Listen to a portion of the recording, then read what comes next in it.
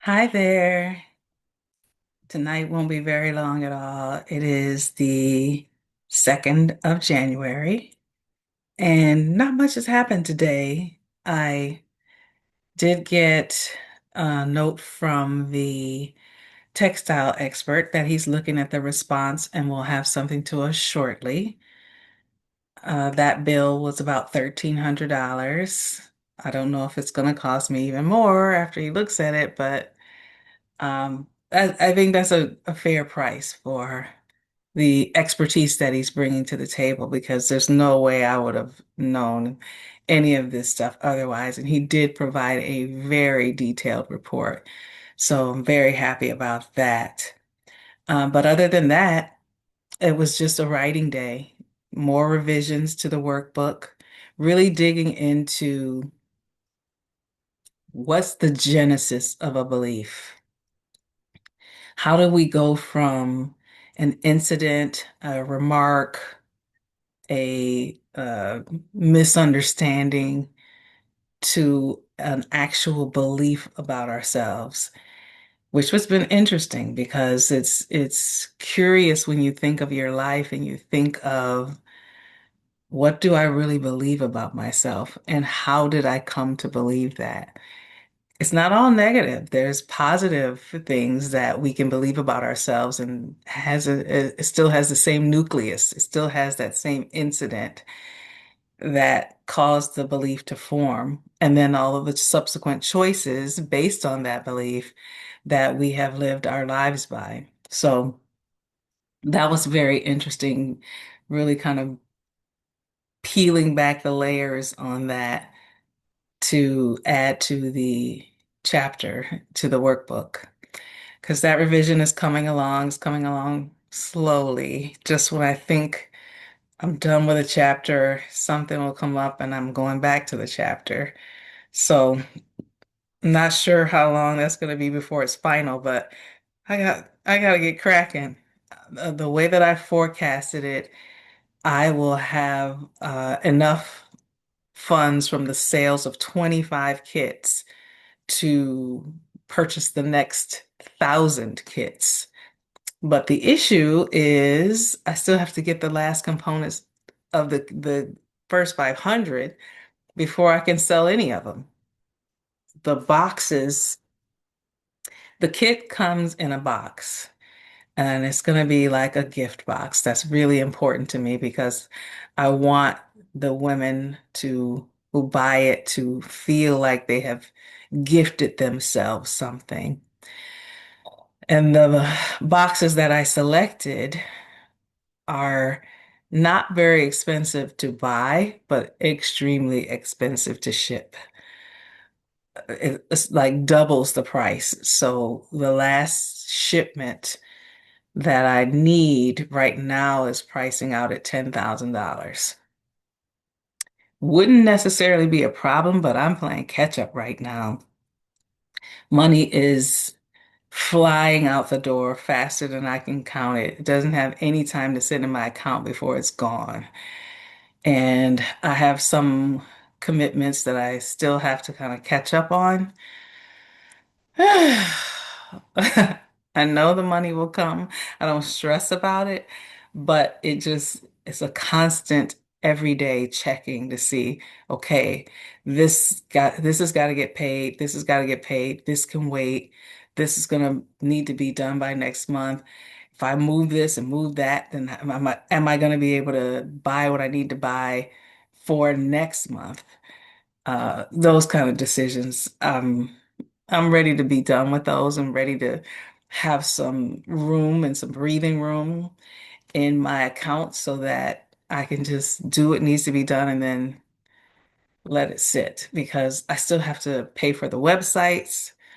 I still have to get some PR work done. I still want to do a couple of more workshops. Those will really be out of my pocket versus well, the igloo was out of my pocket, but I paid it in October.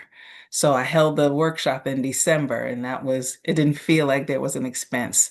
Now, what I need to hold an event, scheduled to hold an event in January and February. That's not going to happen in January for sure.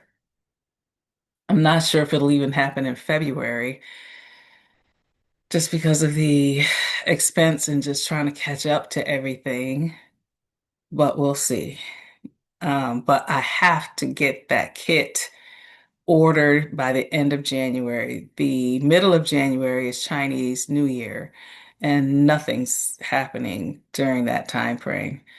So I think I've already missed the window for anything in January. But if I can find the boxes, I've actually had them price some collapsible boxes and had one of the vendors, a different vendor, reach out to me with the possibility of doing it through them for less money. Um, we'll see if they can do it. That would be great. I would still get the cards and everything from the first vendor, but the boxes would come from another vendor. I really like them. They sent me a video. They look gorgeous. I would love to have them. So another decision that'll have to be made at some point very soon because I need to get those ordered and get them in as soon as possible so that I can start to because the reality is if I order them today, it's still going to be 30 to 45 days before they're in my hands.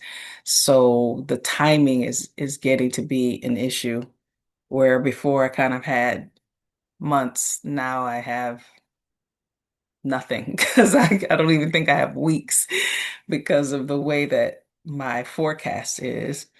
So right now, it's looking like my first sales won't happen until March, April of the kits.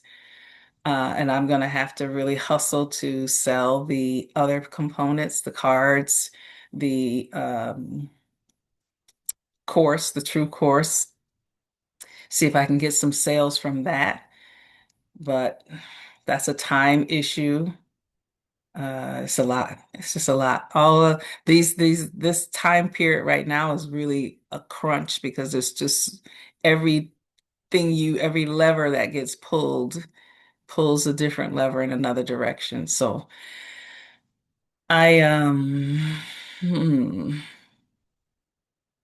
I don't think that's gonna let up before March. So Q1's gonna test me.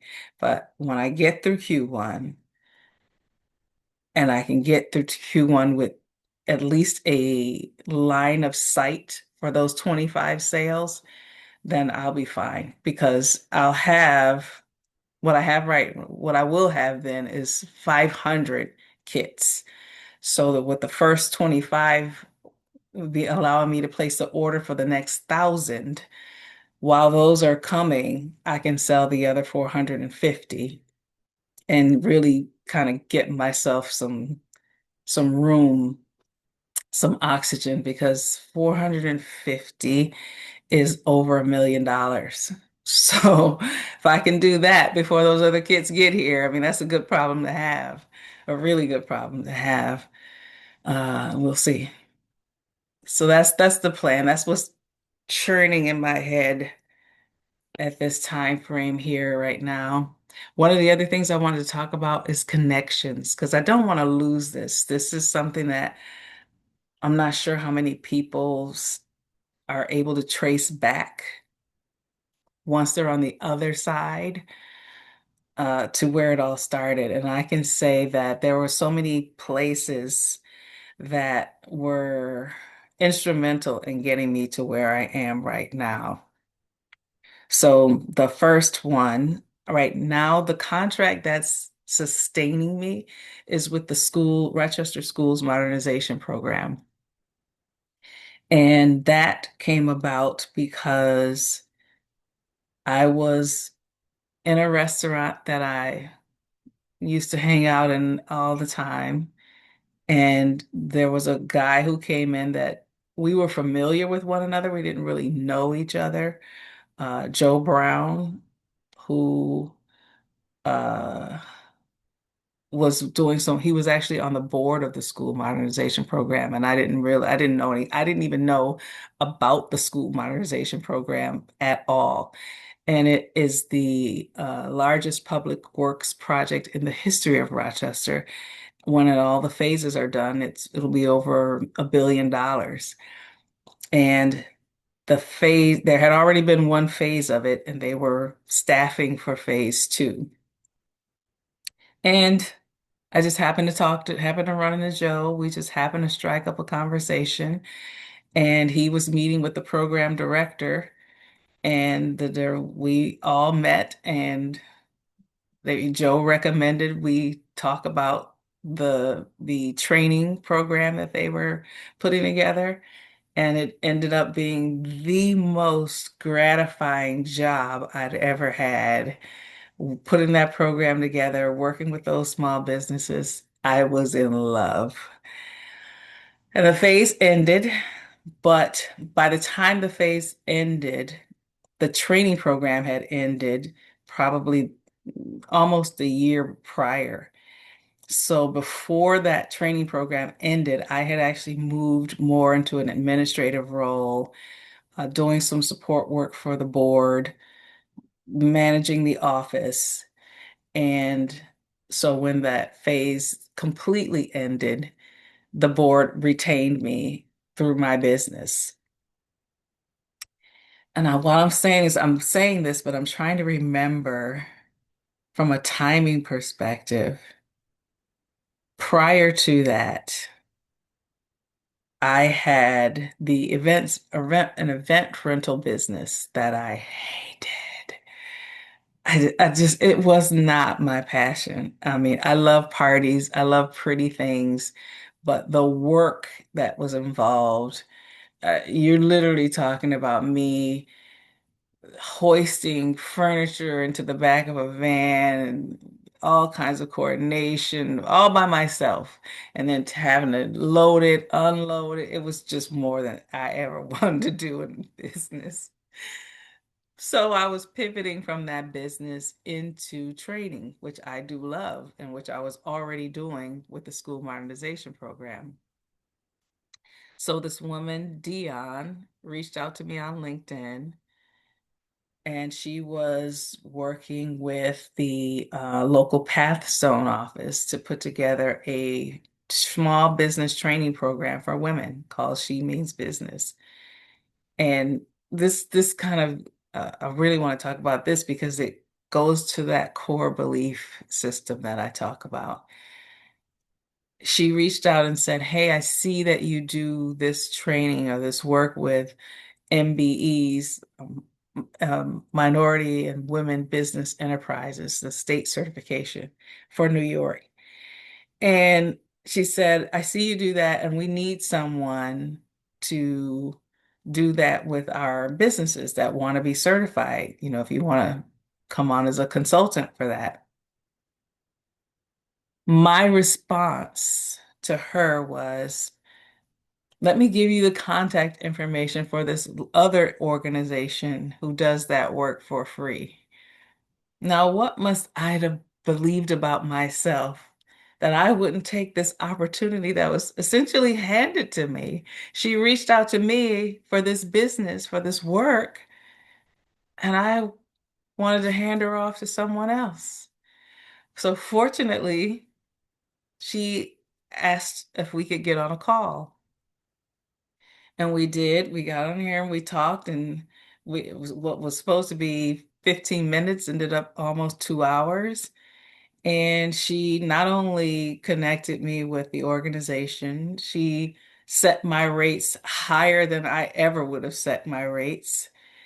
And that was 2021 perhaps.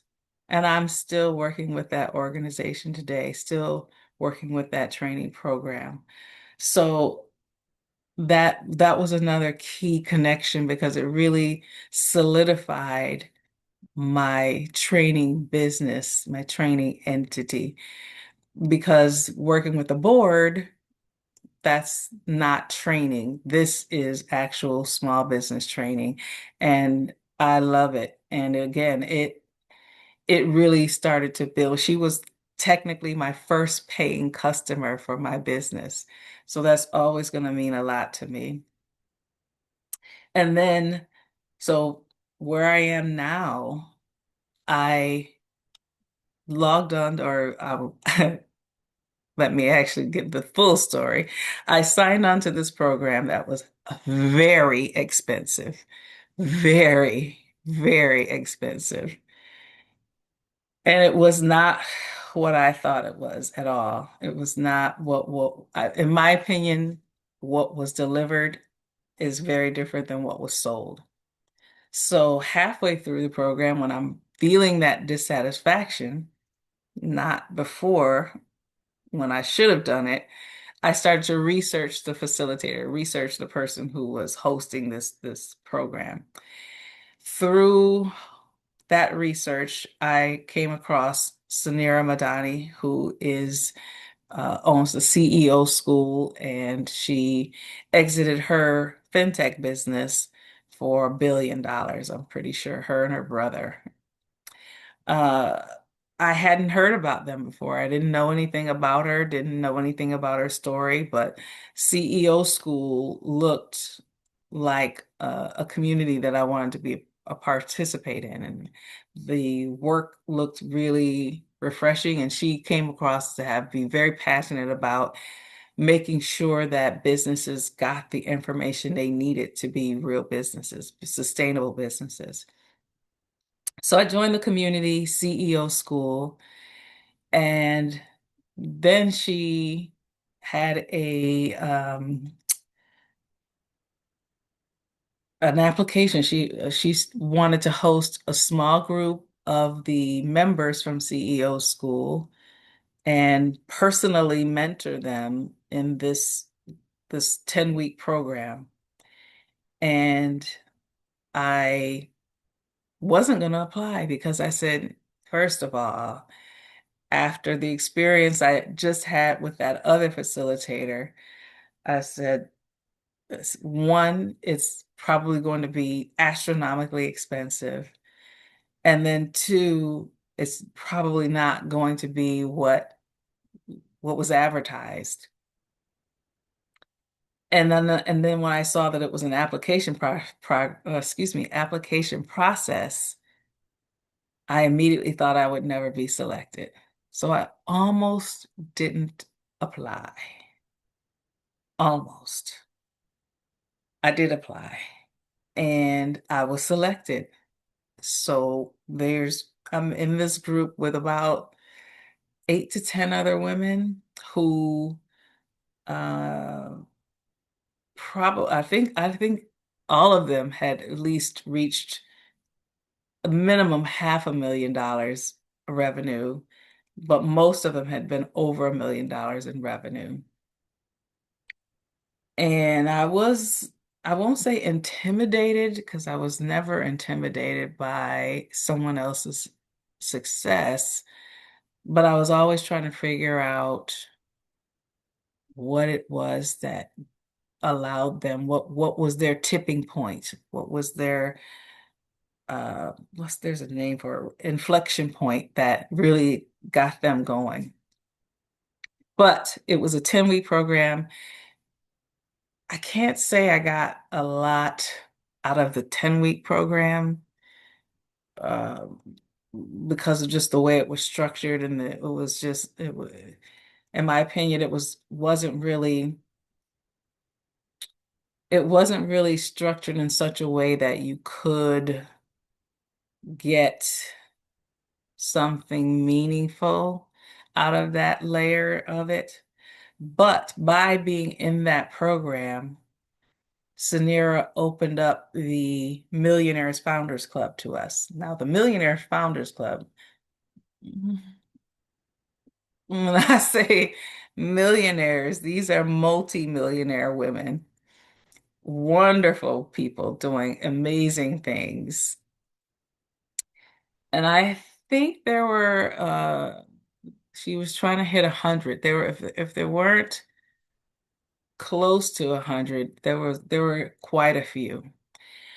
And I also need to say that Brielle Cotterman was the CEO of CEO School at the time, and Brielle has a PR agency. So through the program, I got into Millionaires Founders Club. Because I was in Millionaires Founders Club, I got to know Brielle, who was running some of those sessions and managing all of that. And then when that program ended, I stayed and signed on with Brielle's agency, which was very affordable for the level of clients that she manages, her and Heather French Henry.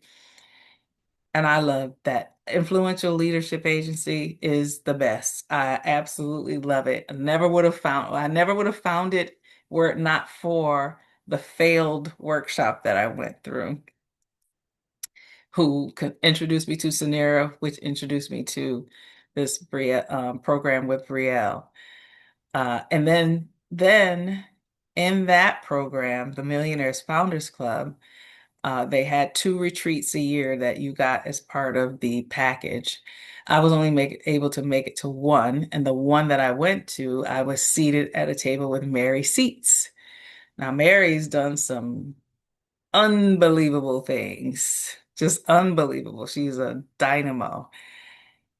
I never would have met Mary, never had heard of Mary, never would, there's no path that where we travel in the same circles.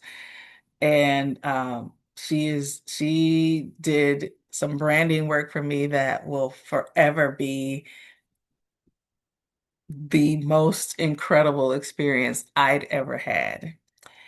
Uh, and I will be forever grateful to her for that.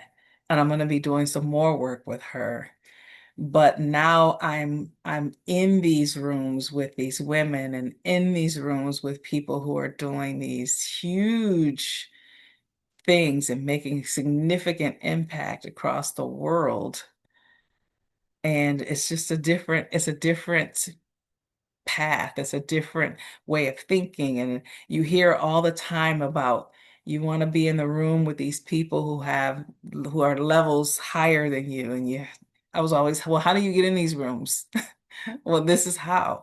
These little connections that turn into avenues that I never would have been able to pursue on my own. I wouldn't have even known they existed, wouldn't have known how to get there from where I am or where I was.